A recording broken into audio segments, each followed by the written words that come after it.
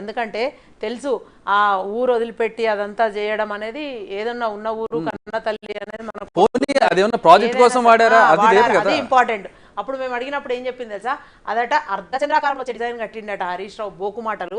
నేను అదే చెప్పిన, ఎట్లా తీసుకుంటారు మీరు, నీకు ఎట్లా వస్తుంది ఇదంతా ల్యాండ్ ఏంది, ఇది ఐడెంటిఫై చేసి ఎందుకు కట్టారు, డిపిఆర్ ఎట్లా మార్చారు ముందే మీకు తెలుసు, ఇన్ హ్యాండ్ ఇన్ఫర్మేషన్ మీకు ఉండుట్లా. ఇక్కడ ఒకటే దగ్గర కాదు, రైట్ ఫ్రమ్ ఆ ప్రాజెక్ట్ అన్నప్పటి నుంచి we are the people opposing strongly. అన్ని ఆడియోస్ వీడియోస్ అన్నీ మా ఉంటాయి మీకు ఫోరమ్స్. అర్ధచంద్రాకారం అట చక్కదనం కోసం అట్లా కడతారట. ఎంత విధ్వంసం అంటే అక్కడ రాధాకృష్ణ శర్మ వాళ్ళు చెప్తా ఉన్నారు కదా, ఆయన భార్యనే ఇప్పుడు అక్కడ చైర్పర్సన్ కూడా, జెడ్పీ చైర్పర్సన్. చాలా విధ్వంసము అక్కడ, ఏమి వాళ్ళకు పునరావాసం కూడా కల్పించిన పాపాన పోలేదు వాళ్ళు. తూతూ మంత్రంగా ప్యాకేజ్ ఇంత ఇచ్చి, ఇప్పుడు డబ్బులు ఇంత ఇచ్చి ఎకరానికి ఇంత అని పడేసిండు. ఇవాళ అదే 3.5 లక్షలు ఆమె చెప్పినట్టుగా ఎకరం కాదు ఒక గుంట వస్తుందా ఏరియాలని నేను అడుగుతా ఉన్నా. భూమికి భూమి ఇవ్వాలి, రీకన్స్ట్రక్షన్, రీహాబిలిటేషన్, రీసెటిల్మెంట్. RRRలో 1 చేసి 2 మర్చిపోయింది గత ప్రభుత్వం. చాలా కొట్లాడినాం దీని మీద, అలసిపోయినా నేను, ఒంటరిగా మిగిలిపోయినా నేను.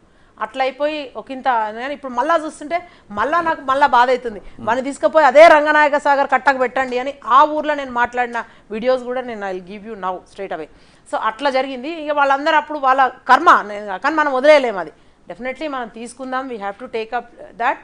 అండ్ అందులో ఎవరున్నా సరే, ఇంకోటి ఆ మొక్కలు మాట్లాడుతూ ప్రతి దానిలో అడుగడుగునా అన్యాయమే. ఆ మొక్కలు కూడా ₹5.75 ఎంతో ఉంటుంది బయట నర్సరీలో తీసుకుంటే.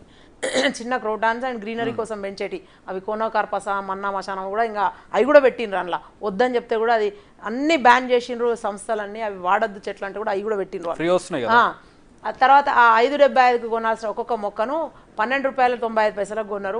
అప్పుడే ఎవిడెన్స్ వస్తుంది, మేము పత్రికలకు ఇవ్వడం జరిగింది. అప్పుడు మన బిగ్ టీవీ లేదు చూపించడానికి. నిజంగా కూడా కొన్ని యూట్యూబ్ ఛానల్స్ అవి చూపించినాయి, కానీ ప్రత్యేకంగా పెద్ద పెద్ద మీడియా సంస్థలు అయితే ఏవి చూపించలేదు. అరాచకం అదొక్కటి మీకు ఇప్పుడు ఒకటే తెలిసింది. రోజుకి తీస్తుంటే అదొకటే కాదు, సిద్దిపేటలో కొమటి చెరువు కూడా అంతే. ఆ క్యాచ్మెంట్ ఏరియాలో ఉన్నాయి అవన్నీ తీసుకున్నాడు, మొత్తం ల్యాండ్స్ అన్ని. ఒక దిక్కు మెడికల్ కాలేజ్ అంటాడు, తన సొంతంగా కొంచెం ఉంటుంది తన పేరు మీద, మిగతాది కాలేజ్కి వాడేది ఇంతే ఉంటుంది. ఇప్పుడు సేమ్ రిజర్వాయర్కు వాడిన జాగలా వాళ్ళు గుంజుకున్న జాగానే ఎక్కువ ఉన్నది చూసిండ్రా. అక్విజిషన్ చేసిన land tip of the iceberg అంతే, చాలా చిన్నది, కొన్ని ఎకరాలు 10 ఎకరాల్లో ఉంది. బట్ అయినా కానీ చక్కటి ప్రయత్నం ఇది ఇవాళ, థ్యాంక్స్ టు బిగ్ టీవీ. ఇదైతే నిజంగా నా కోసమే మీరు ఇది ప్రోగ్రామ్ చేస్తున్నారేమో అనే ఫీలింగ్ వస్తుంది నిజంగా కూడా. అంటే ఒకంత ఆ రోజు ఆ ఊరికి నేను పోయి ఆ గ్రామాలకు పోయి వస్తుంటుంటే ఏడుస్తుంటుంటే రాత్రి ఏం చేయలేని పరిస్థితి, ఒక్కదాన్ని అయిపోయినా ఏం చేయలేమా వీళ్ళకి. ఇట్లా ఇంత చెప్తుంటే కూడా, అరే నీకు అన్యాయం జరిగిందని చెప్తుంటే కూడా వాళ్ళు సరేలే మళ్ళీ ఆయన వస్తేనే న్యాయం చేస్తాడు అనుకొని నమ్మిండ్రు. చూడండి ఆ డిజైన్ మీరు చూస్తే దాన్ని అట అర్ధచంద్రాకారం అట. మళ్ళీ అక్కడ ఇంకోటి రంగనాయక గెస్ట్ హౌస్ అని కట్టిండ్రు.